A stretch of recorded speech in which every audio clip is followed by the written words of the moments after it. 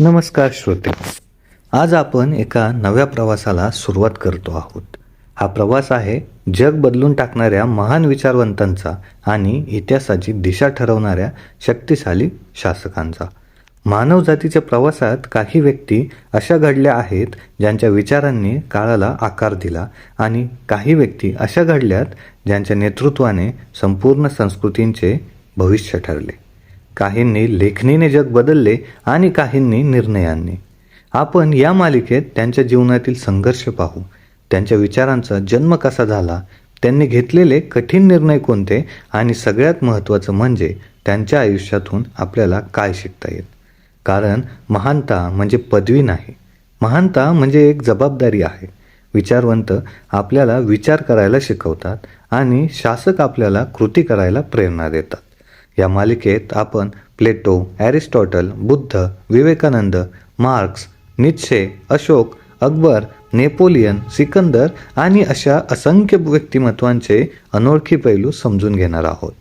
त्यांच्या यशाबरोबरच त्यांच्या चुका आणि अपयशांमधील धडा देखील समजून घेणार आहोत. चला तर मग मन उघडं ठेवूया, आपले पूर्वग्रह बाजूला ठेवूयात आणि विचारांच्या या महान विश्वात एक पाऊल पुढे टाकूयात. ही आहे आपली नवीन मालिका, जग बदलणारे विचार आणि निर्णय घेणारे शासक. चला तर सुरू करूयात. आज आपण एका अशा मनुष्याची कथा ऐकणार आहोत जो जन्माने सामान्य होता, पण आपल्या प्रयोगांमुळे, संघर्षामुळे आणि विचारांमुळे असामान्य ठरला. ही कहाणी आहे मोहनदास करमचंद गांधी यांची. जगभर ज्यांना महात्मा गांधी म्हणून ओळखले जाते ते गांधी. पण आज आपण त्यांना देवत्वाचा किंवा पुतळ्यांमधील व्यक्ती म्हणून पाहणार नाही आहोत. आपण त्यांना एक मनुष्य म्हणून पाहणार आहोत. त्यांच्या कमतरता, चुका, दुविधा, भीती, धैर्य, तत्वनिष्ठा आणि आत्मपरीक्षण या सगळ्यांसह. मित्रांनो, गुजरातमधील पोरबंदर येथे एका सामान्य घरात त्यांचा जन्म झाला. वडील करमचंद गांधी हे कर्तव्यनिष्ठ, तडफदार, निर्णयक्षम आणि त्यांची आई पुतळीबाई श्रद्धावान, संयमी, करुणामयी होत्या. या दोघांच्या स्वभावातून त्यांच्या आयुष्यात दोन धागे तयार झाले, जबाबदारी आणि करुणा नावाचे. बाल मोहनदास फारशी धाडसी नव्हता. तो लाजाळू, शांत, स्वतःमध्ये राहणारा आणि संवेदनशील होता. त्याच्या मनात सतत प्रश्न, अपराधीपणा आणि नैतिक द्वंद्व चालायचं. हीच त्याची खरी सुरुवात होती. त्याने आयुष्याच्या सुरुवातीला काही चुका नक्की केल्या. खोटे बोलणे, लपून वागणे, काही प्रलोभनांना बळी पडणे ही त्याची वास्तविकता होती. परंतु त्याची वैशिष्ट्यपूर्ण गोष्ट म्हणजे त्याने या चुका कधी नाकारल्या नाहीत. त्याने त्या स्वीकारल्या, स्वतःवर कठोर आत्मपरीक्षण केले आणि स्वतःला बदलण्याचा संकल्प केला. पुढील आयुष्यभर तो स्वतःवर प्रयोग करणारा मनुष्य राहिला. वकिलीचे शिक्षण घेण्यासाठी तो लंडनला गेला. तिथे त्याला आधुनिक पाश्चात्य समाज दिसला. तर्कशक्ती, शिस्त, कायद्याचा आदर, व्यक्तिस्वातंत्र्य, त्याचबरोबर साहित्याचा मोठा प्रभाव त्याच्यावर पडला. भगवद्गीतेने त्याला स्थिरता आणि निरपेक्ष कर्तव्याची जाणीव करून दिली. बायबलमधील प्रेम आणि क्षमेची शिकवण त्याच्या अंतःकरणात खोल रुजली गेली. टॉलस्टॉय आणि रस्किन यांच्या विचारांनी समाज न्याय, श्रमाचा सन्मान आणि साधेपणाची जीवनपद्धती त्याला पटली. तो स्वतःला विचारू लागला की मी कसा जगणार, केवळ स्वतःसाठी की समाजासाठी. गांधींना भारतामध्ये वकिली जमली नाही आणि कामाच्या निमित्ताने तो दक्षिण आफ्रिकेत गेला. तिथे त्याच्यासोबत घडलेली एक घटना त्याच्या आयुष्यातला टर्निंग पॉईंट ठरली. कायदेशीर तिकीट असून देखील फक्त वर्णामुळे त्याला रेल्वेतून बाहेर फेकण्यात आलं होतं. त्या थंड प्लॅटफॉर्मवर बसलेला मोहनदास मनोमन हादरला होता. त्याने अनुभवलेला अपमान वैयक्तिक नसून मानवी प्रतिष्ठेविरुद्ध होता. त्या रात्री त्याच्या मनात एक संकल्प झाला, अन्यायाविरुद्ध उभे राहायचे, पण हिंसेने नाही तर सत्य आणि नैतिक शक्तीने. दक्षिण आफ्रिकेत त्याने भारतीयांवरील भेदभावाविरुद्ध चळवळी उभ्या केल्या. सत्याग्रह संकल्पना घडू लागली. त्याने लोकांना सांगितले की भीती सोडा पण द्वेष उरात साठवू नका. अन्यायाविरुद्ध आवाज उठवा पण माणसाचा द्वेष करू नका. कारावास, मारहाण, दडपशाही त्याने सहन केली, पण तो कधी झुकला नाही. त्याचा विश्वास होता की अन्याय करणाऱ्याला हरवण्याचा खरा मार्ग म्हणजे पीडित समाजाने आपली नैतिक उंची वाढवणं. 1915 तो भारतात परतला. त्याने देशाचे वास्तव पाहिले.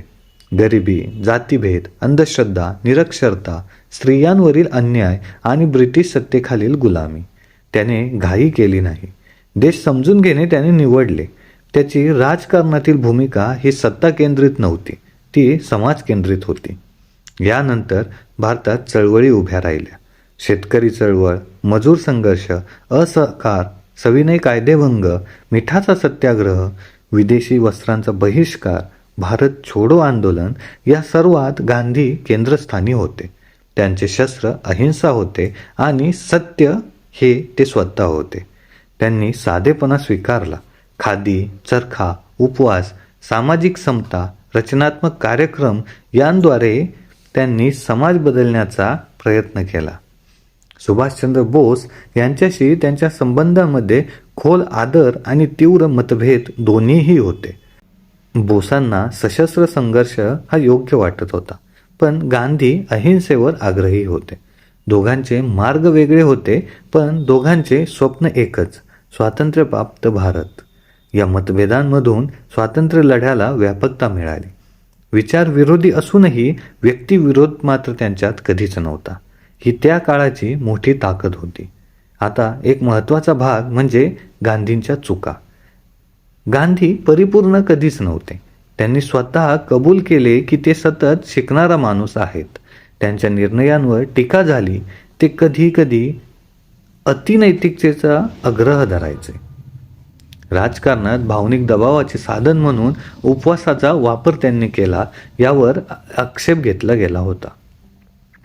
कुटुंबियांवर, विशेषतः मुलांवर त्यांच्या कठोर प्रयोगांचा परिणाम झाला. हरिलाल सोबतचे त्यांचे नाते ताणपूर्ण राहिले. अस्पृश्यतेविरुद्ध ते लढले, पण जाती व्यवस्थेबाबत त्यांच्यात काही मतांवर प्रश्न उपस्थित झाले. औद्योगिकरणाविरुद्धचा त्यांचा संशय अनेकांना अवास्तव वाटला. महत्त्वाचे म्हणजे त्यांनी या टीका नाकारल्या नाहीत. त्यांनी अनेकदा स्वतःची चूक मान्य केली. त्यांच्या आत्मकथेला त्यांनी माझे सत्याचे प्रयोग असे नाव दिले, कारण त्यांना स्वतःचे जीवन हे प्रयोगशाळा वाटत होते. देशाला स्वातंत्र्य मिळाले, पण त्याच वेळी फाळणीचे दुःख देखील आले. रक्तपात झाला, दंगली, भीती, अविश्वास, स्थलांतर झाली. माणूस माणसाचा शत्रू बनला. पण गांधी सत्तेपासून त्यावेळी दूर राहिले आणि जिथे जखम खोल तिथे ते चालत गेले. त्यांनी उपवास केले, दंगली रोखल्या, दोन्ही समुदायांना मनधरणी करायला लावली. त्यांना वाटत होते स्वातंत्र्यापेक्षा मानवी एकता मोठी आहे. आता अत्यंत संवेदनशील पण इतिहासातील सगळ्यात महत्त्वाचा प्रश्न म्हणजे गांधींची हत्या का घडली.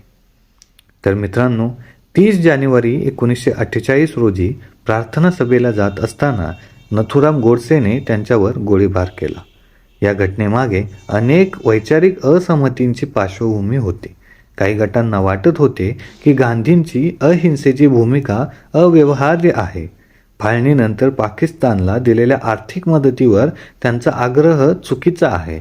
मुस्लिम समुदायाबाबत ते अतिशय समन्यायी आहेत आणि त्यांच्या उपवास आणि नैतिक दबावामुळे राजकीय निर्णयांवर प्रभाव पडत राहायचा. या अपेक्षांमध्ये ऐतिहासिक, राजकीय आणि भावनिक गट मिसळलेले होते. हे लक्षात घेणे महत्त्वाचे आहे की सर्व स्पष्टीकरण आहे, योग्य ठरवणे नाही. विचारांचा विरोध हिंसेत बदलला आणि एका निहत्या वृद्ध प्रार्थनेकडे चाललेल्या मनुष्याची यात हत्या झाली. या घटनेने दाखवून दिले की असहिष्णुता आणि अतिरेकी विचार शेवटी नाशाचा मार्ग निवडतात. त्या क्षणानंतर गांधी शरीराने गेले, पण प्रश्न जिवंत ठेवून गेले. त्यांचा वारसा काय?